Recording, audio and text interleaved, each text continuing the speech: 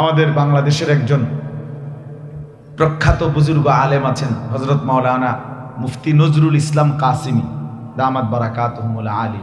হুজুরের বয়ানে আমি একদিন শুনছি, হুজুর বয়ানে বলেন যে আমি পৃথিবীর বহু ইউরোপ কান্ট্রি সফর করছি বহুবার। উনি সারা বিশ্ব ভ্রমণকারী, এখনো আছেন, জীবিত, বয়ান করেন। তো হুজুর বলেন যে আমি আমার জীবনে অসংখ্য ইউরোপ কান্ট্রিতে ভ্রমণ করছি। আমার এই পাঞ্জাবি পায়জামা টুপি দাড়ি নিয়ে যতবার আমি ইউরোপ কান্ট্রির কোনো বিমানবন্দরে এয়ারপোর্টে পাসপোর্ট ভিসা দেখাইছি, নামছি, আমার ইমিগ্রেশন হইতে বের করতে ছাড়া দিতে 1 মিনিটও দেরি করে নাই। কারণ আমার কাগজে লেখা আমি ধর্ম ইসলাম আমার পাসপোর্টে, আর আমার পোশাকও প্রমাণ করে এটাই মুসলমানের পোশাক। এই জন্য আমার কাগজ আর আমার দেহ চেহারা সমান মিলছে, এই জন্য সাথে সাথে আমাকে ছেড়ে দিছে। আমার সাথে একই ফ্লাইটে ধর্ম লেখা ইসলাম পাসপোর্টে, কিন্তু লেবাস পোশাকে ইসলামের কোনো চিহ্ন নাই। এমন বহু ব্যক্তি আমি জীবনে দেখছি 6 ঘন্টাও এয়ারপোর্টে আটকায় রাখছে, যে তোর লোকে তো মিলে না, তোর ধর্মের পরিচয়ের সাথে সুরত তো মিলে না। কথা বুঝছেন? এই জন্য এর মধ্যে সম্মান, আমার ধর্মে আমার সম্মান, এটা বোঝার মধ্যেই অনেক বড় গুণ। তুমি যদি এটাই বলো, না বলে যদি এই চুল বাবা, এই এলোমেলো চুল যারা রাখছো, যদি মনে করো এটাই সুন্দর, তো তুমি বেঈমান হও। এই অপদার্থ চুল, তুমি একটা ছেলে এখানে যে কয়জন বসছো তোমরা কও, এটার সাথে তোমার বাবা দাদা, তোমার বংশ, তোমার গ্রাম, তোমার গোত্র, তোমার সমাজ, তোমার দেশ, তোমার কোরআন, তোমার রসুল, তোমার আল্লাহ, তোমার এলাকার ওলামায়ে কেরাম, কারো সাথে এটার লগে মিল নেই। তুমি এটা করতে আনলা? না না না, তোমার মন গড়া পরে, আগে যে তোমার নিজস্ব কোনো বুদ্ধি আসেনি বা বিবেচনা, আত্মসম্মান আছে কিনা এটা আগে দেখে। হে তো কিছুই চিনে না, না চেনে বাপ, না চেনে দাদা, না চেনে সমাজ, না চেনে বংশ, না চিনে দেশ, না চিনে এলাকা, না চিনে কোরআন, না হাদিস, না আল্লাহ চিনে, না রসুল চিনে। এটা কি? মানুষ না পায়জামা? এটা তো মানুষ না প্লাস্টিক? বলে আপনি বলে দেখেন, হাসবে। এর মানেই প্রতিবন্ধীর লক্ষণ। এটা মেইন প্রতিবন্ধী কিনা এটার মেইন প্রমাণ। আপনি বলবেন গুনার কথা, হে হাসবে। কেউ তুমি খারাইয়া মতো হে হাসতে হাসতে যাবে, বুঝা গেল এই মানসিক সমস্যা। হ্যাঁ, এ প্রতিবন্ধী, অসুস্থ, এ স্বাভাবিক না, স্বাভাবিক না। এটা বড় গুরুত্বপূর্ণ, বড় গুরুত্ব। একটা ছেলে স্বাভাবিক 16 বছরের মানুষ, 18 বছর বয়স্ক একটা ছেলে স্বাভাবিকভাবে রাস্তার পাশে দাঁড়াইয়া পেশাব করে নিজে নিজে হাঁটতে হাঁটতে যাইতেছে, বুঝতেই হবে সে নিশ্চিত প্রতিবন্ধী। এ সুস্থ স্বাভাবিক।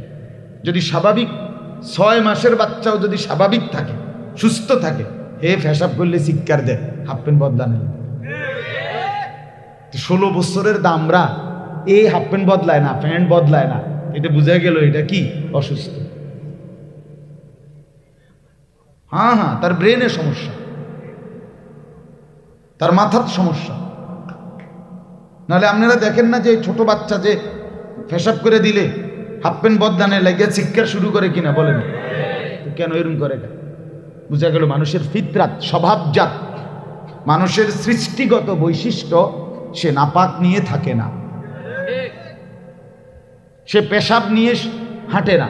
এই জন্য 6 মাসের বাচ্চাও চিৎকার করে, 1 বছরের বাচ্চাও চিল্লায় তার হাফ প্যান্ট বদলাও।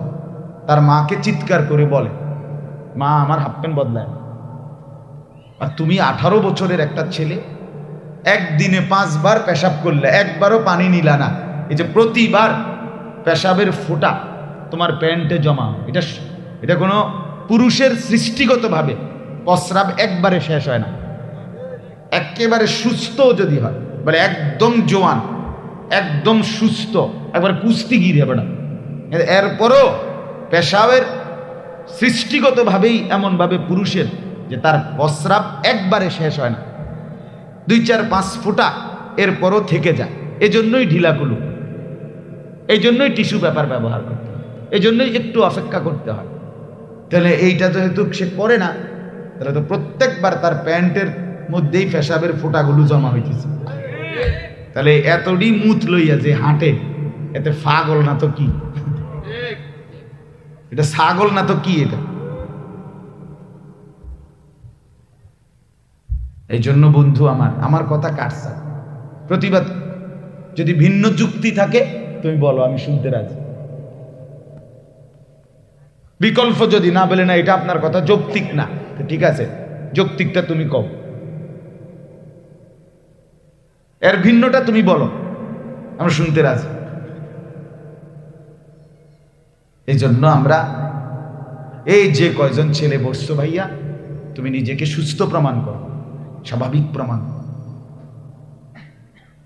তুমি নিজেকে ভেবে দেখো তোমার নিজস্ব কোনো আত্মমর্যাদা আছে কিনা। আমি আসলে কার সন্তান, আমার বংশ কি, আমার ধর্ম কি, আমার পরিচয় কি। আমাদের বাংলাদেশের একজন প্রখ্যাত বুজুর্গ আলেম আছেন, হযরত মাওলানা মুফতি নজরুল ইসলাম কাসিমি দামাত বারাকাতুহুল আলী। হুজুরের বয়ানে আমি একদিন শুনছি, হুজুর বয়ানে বলেন যে আমি পৃথিবীর বহু ইউরোপ কান্ট্রি সফর করছি বহুবার। উনি সারা বিশ্ব ভ্রমণকারী, এখনো আছেন জীবিত, বয়ান করেন। তো হুজুর বলেন যে আমি আমার জীবনে অসংখ্য ইউরোপ কান্ট্রিতে ভ্রমণ করছি।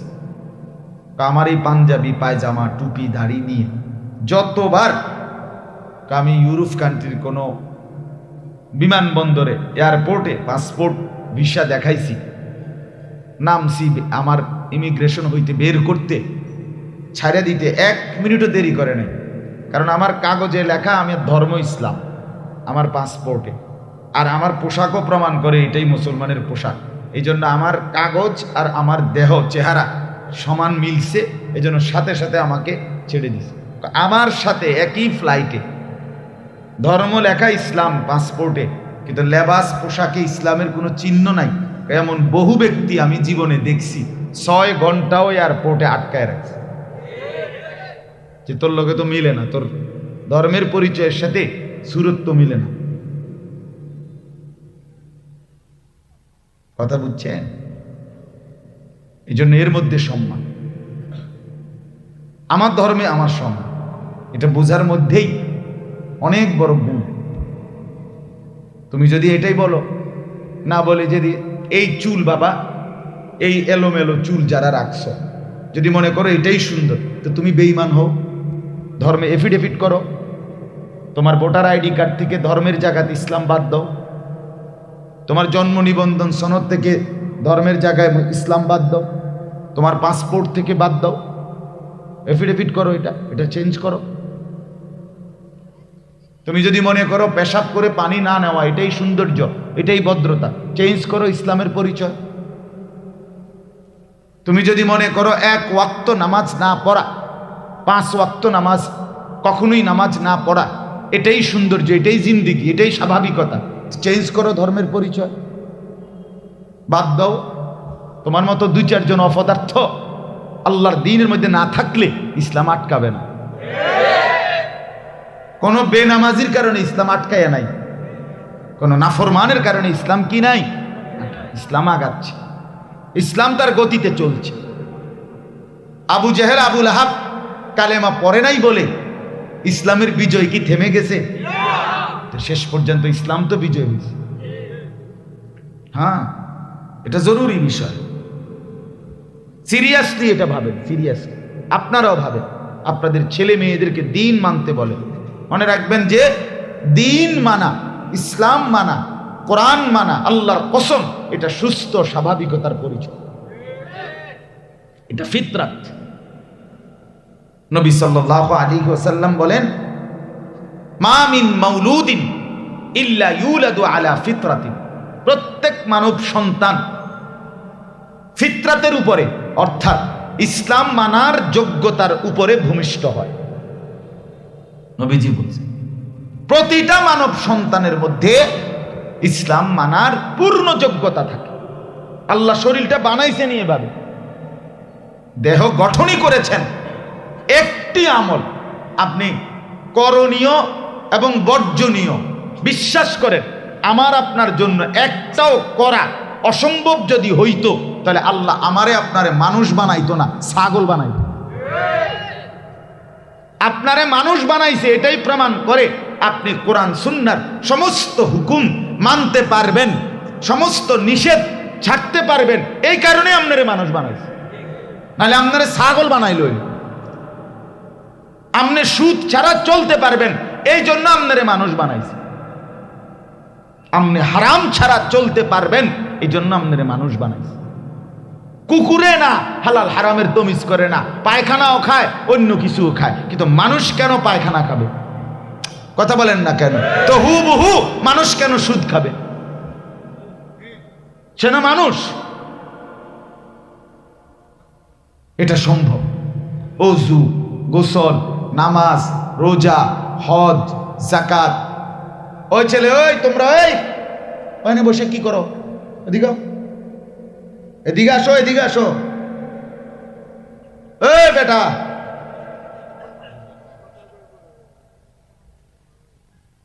না না, এটা তামসার লেগে দেয় না। তোমার সমস্যা হলে তুমি বাইরে যাইয়া যেটা মনে করি তুমি ঠ্যাঙ্গাল গিয়ে দিয়ে হাঁটো, অসুবিধা নেই, আমার কোনো আপত্তি নেই। আমি বাহিরের কারোর জন্য টেনশন নাই। আমার টেনশন আমার চোখের সামনের শ্রোতা, আল্লাহর কথা শুনতে হবে। বলে নতুন আইছেন আপনি, আর নতুন আইছি না পুরান আইছি পরের কথা, আর আইলাম না নাই কি, একবার সুযোগ পাইছি একবারই কয়ে যায়। বুঝেন নাই? আমাদের সন্তানদের হালাত বড় নাজুক। কেউ নাই আমাদের এই 16 বছর, 18 বছর, 20 বছরের সন্তানের কাছে আমরা অসহায়। আরে কি আশ্চর্য কথা! আমরা হাল ছেড়ে দিছি, বাপ মা হাল ছেড়ে দিছে, সমাজ হাল ছেড়ে দিছে। অসহায়, অসহায়। তার চুলের সামনে অন্যরা অসহায়, তার মোবাইল টিপার সামনে অন্যরা অসহায়, তার মাস্তানি আর সাদাবাজির সামনে অন্যরা অসহায়। আশ্চর্য কথা! আহা, এরা যদি আমাদের ছেলে যদি আমরা ফেলে দেই এভাবে, তাহলে আমরা আল্লাহর জন্য, দ্বীনের জন্য, আগামী দিনে মুসলমানের জন্য যুবকদেরকে যদি তৈরি না করেন, তাহলে আগামী দিনে আল্লাহর দ্বীনের জন্য লড়বে কে? জীবন বাজি রাখবে কে? শাহাদাতের খুন পান করবে কে? বলে কি কোত্থেকে আনবেন? আরে আরেকজনের ফুট কি আপনি হাওলাত করে আনতে পারবেন? তাহলে এরা তো আমাদের ছেলে, এরা মার পবিত্র দুধ খাইছে। মুসলমান মার দুধ খেয়ে বড় হয়েছে। এদের বাবা মুসলমান, এদের দাদা মুসলমান, এদের নানা মুসলমান, চাচা, মামা, ফুফা, খালু, এতগুলো মানুষ যার মুসলমান, সেই ঘরে এত আত্মীয় স্বজন থাকার পরেও আপন সন্তান 16 বছরের মুসলমানের বাচ্চা এক ওয়াক্ত নামাজ পড়বে না। এই জানোয়ার কেমনে ঘরে ঘুমায় বলেন? ওর মা কই, ওর বাপ কই? আরে বলেন না মিয়া, ওর অভিভাবক কই? ওর অভিভাবক কই? 1 বছরে কোনোদিন ফজরের নামাজ পড়লো না, এই ঘরে ঘুমায়। আরে এত বড় জানোয়ার এই ঘরে কেমনে ঘুমায়? তার মা কেমনে ঘুমায়? তার বাপ কেমনে ঘুমায়? কল্পনা করেন আপনি? আপন মা বাপ যদি বাইচা থাকে মুসলমান, সেখানে আমার ঘরে আমার ছেলে 1 বছরে কোনোদিন ফজরের নামাজ পড়বে না, এটা মেনে নেয় কেমনে? হতে পারে কিভাবে বলেন না? আমরা হাল ছেড়ে দিছি, আমরা মনে করছি আমরা হেরে গেলাম, আমরা পরাজিত, আমরা ব্যর্থ। আমাদের ছেলে যেমনি ইচ্ছা এমনি চলুক, আমাদের মেয়ে যেমনি ইচ্ছা এমনি চলুক, আমাদের ফুতের বউ যেমনি ইচ্ছা এমনি চলুক, আমগো বেডি যেমনি ইচ্ছা এমনি চলুক। বেডির যেদিন মনে কয় সেদিন বাজারে যাইব, যখন মনে কয় সেদিন বাজারে যাইব। ভাত রাইনলে রাইনব, নইলে হোটেলতে আইনা খাইব। কিন্তু কি করো? বাজার ঠিক, মার্কেট ঠিক, শপিং ঠিক। আস্তাগফিরুল্লাহ, আস্তাগফিরুল্লাহ, আস্তাগফিরুল্লাহ। 3টা বাজে ছেলেটা বের হইছে রাতের 10টা বাজে ঘরে আসছে, 7 ঘন্টা কিউ কিটস আড্ডা দিছে। কথা বলেন, 7 ঘন্টা মুসলমানের বাচ্চা আড্ডা দেয় কেমনে? তুই কি আড্ডা দিছো বাপ? 7 ঘন্টা কি করছো আমারে বল?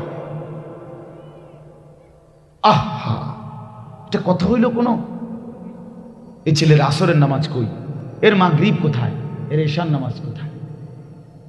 এর মা যে ভাত দিচ্ছে জিজ্ঞাসা করলো না যে বাপ আসর কই পড়ছো, মাগরিব কই পড়েছো, এশার নামাজ কই পড়ছো?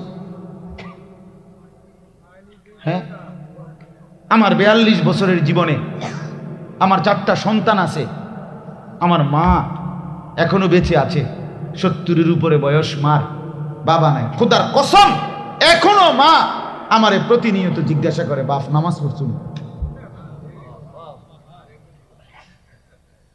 এখনো জিজ্ঞাসা।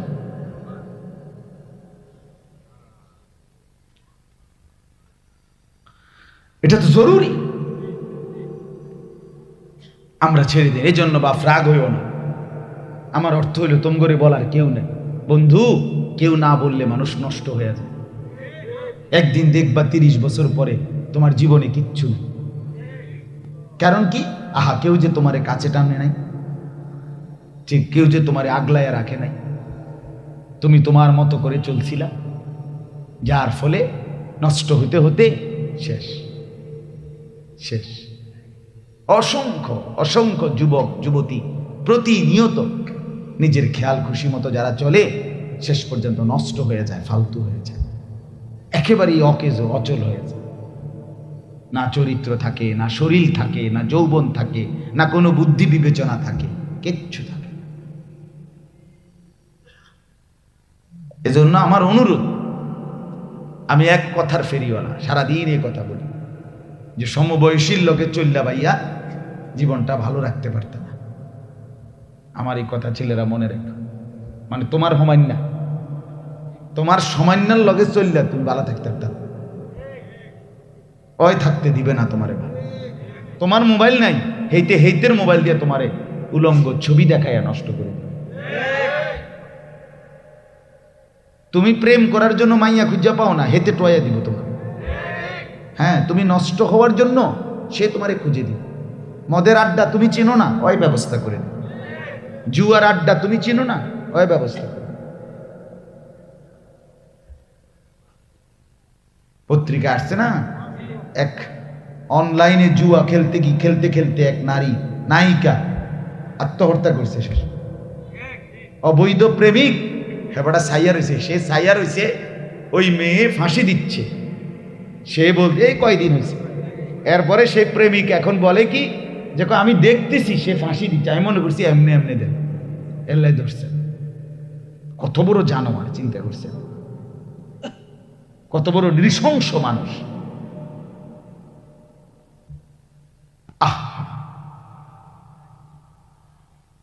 প্রিয় ভাই আমার, শেষ পর্যন্ত কিন্তু মৃত্যু নিশ্চিত। বাপ মনে রেখে, আজ কিংবা কাল একটা সময় যেহেতু আমরা যৌবন ছিলাম না, শিশু ছিলাম, তো এখন যুবক হয়েছি, ও চিরেই আবার যুবক থাকবো না, এটাই সত্য।